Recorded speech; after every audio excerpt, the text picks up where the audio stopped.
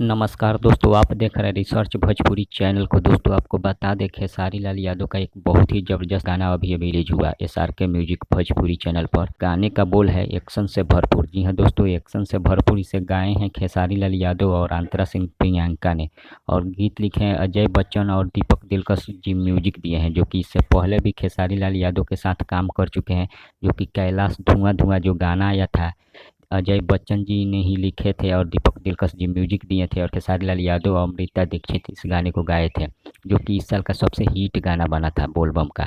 इस गाने को भी अजय बच्चन जी लिखे हैं और काफ़ी कमाल का गाना है और काफ़ी अलग अंदाज का गाना है, एक अलग अंदाज का गाना है। अभी तक इस गाने को आप नहीं सुने हैं तो जाकर सुन सकते हैं SRK म्यूजिक पर, जो कि बहुत ही ज़बरदस्त गाना है।